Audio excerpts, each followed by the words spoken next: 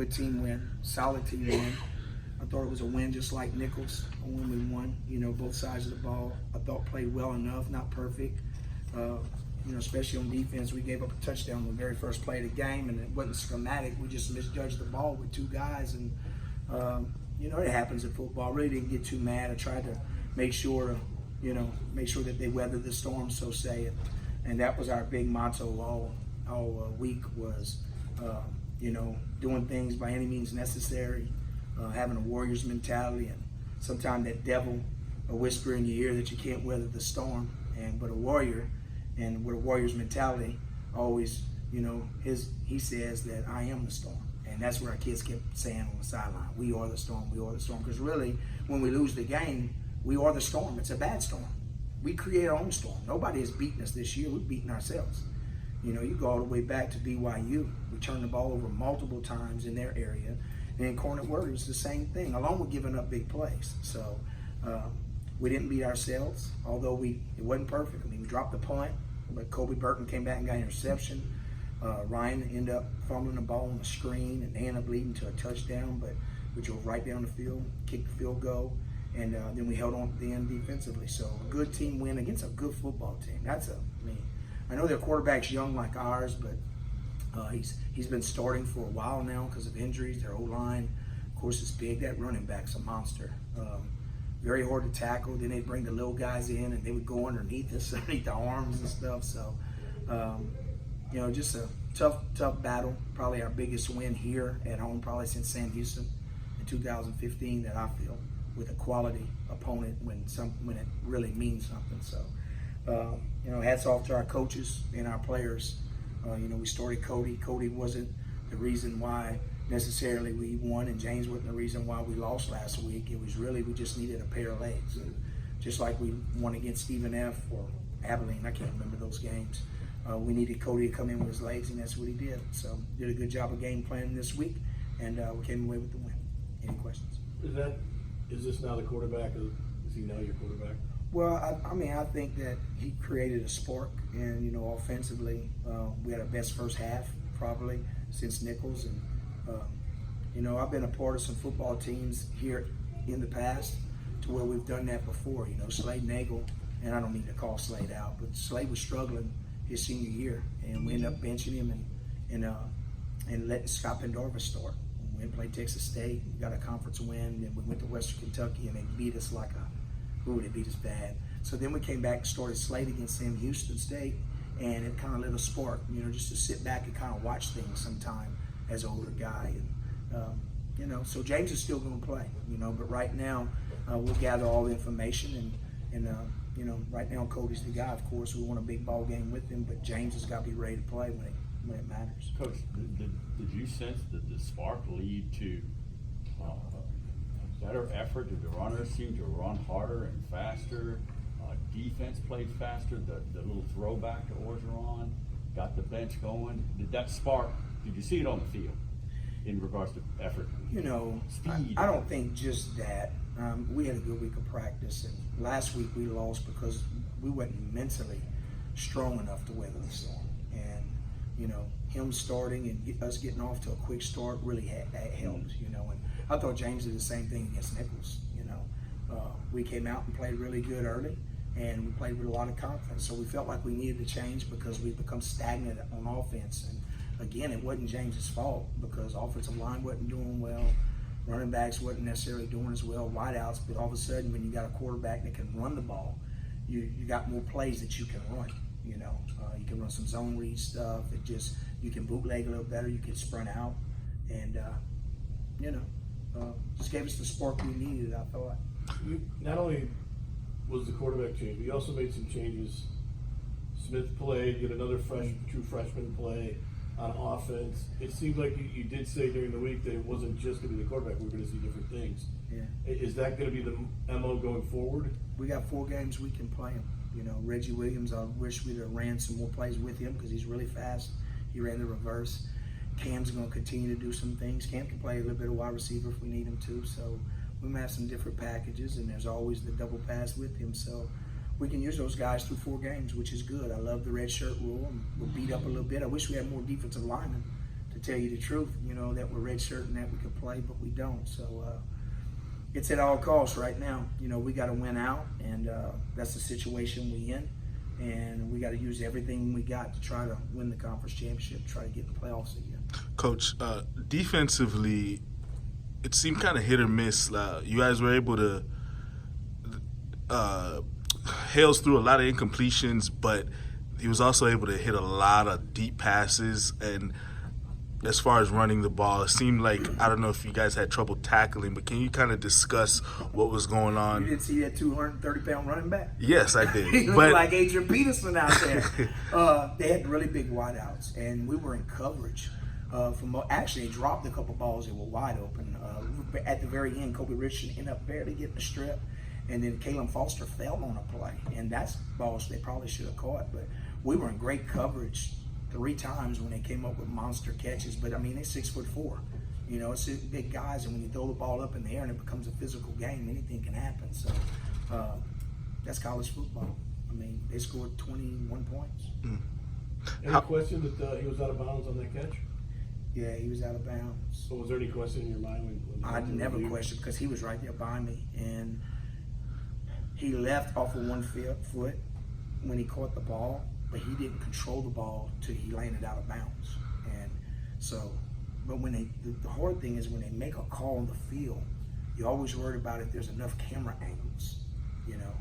Well, we had a lot more camera angles probably tonight than just our regular replay. So he ended up being out of bounds, and it was one play type deal. Nate was really upset about it, but he knows they went to the replay, and so he did a great job offensively. They had a good plan. They really did. They kind of kept us from blitzing a lot, to tell you the truth, by all their run pass option stuff, which they didn't do a lot tonight. But it kind of stopped us from doing the things that we do, and so we had to vanilla up a little bit. Coach, Kobe Burton, 2 interceptions. I think he had 5 tackles, but to me, he had probably, if not the biggest play of the game, one of the biggest plays after the muff punt. He gets that interception because, they could have really stole the momentum back going in the halftime. So can you just kind of take me through that play and just how big he was tonight? Man, I've been messing with Kobe for, what playing week is this, 8, 9?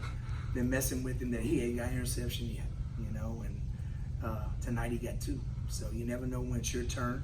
And Darian Dunn got 2 against Houston Baptist, and he hasn't gotten another one yet. So you don't know when they're going to come, but Kobe stepped up really big. He's a solid player for us.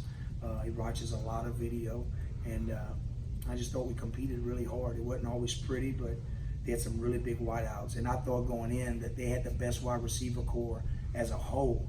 I didn't think one guy was more dynamic than Nichols' guy or Northern Colorado's guy, but as a whole, I thought collectively they had the best wide receiver group. I really did. Is there a concern with that punt return with Sutton back there?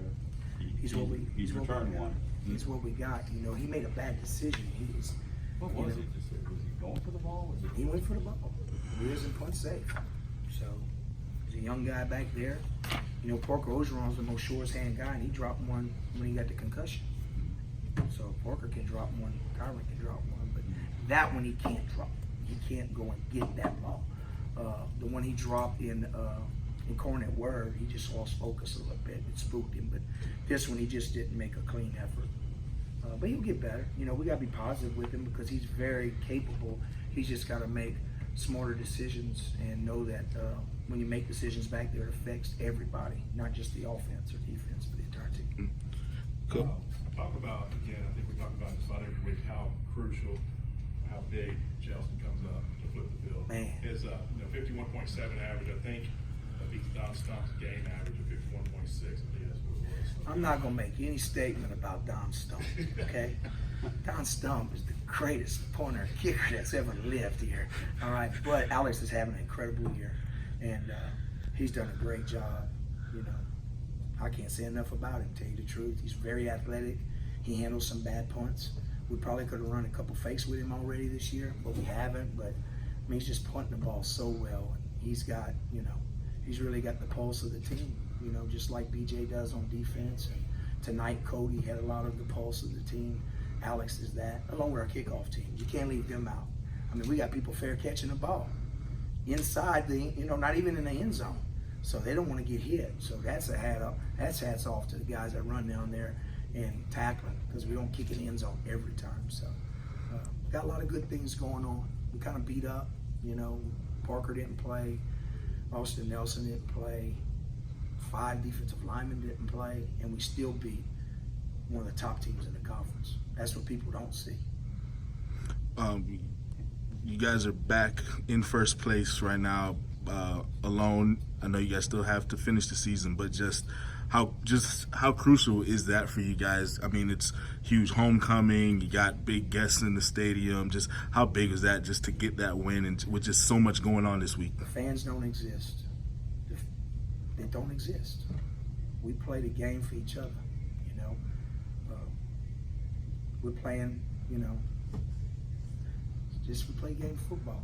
We play for each other, and that's what we're trying to get across. No matter if you play at Cornet Word in front of 1,000 fans, or if you play at BYU in front of, how many they had, 60, and we didn't play good in that game, and we didn't play in front of Cornet Word in front of 2,000. But I do feel at home, no matter who shows up for the game, that we're gonna play well, because we like fighting in our backyard. So who shows up the game, we'll entertain them. Who don't, stay home. I mean, that's our motto. I mean, we're playing against another team, and I hate to get on this, but we're playing against a team that's number 1 in our conference with us in a huge game, and we cannot pack our stadium.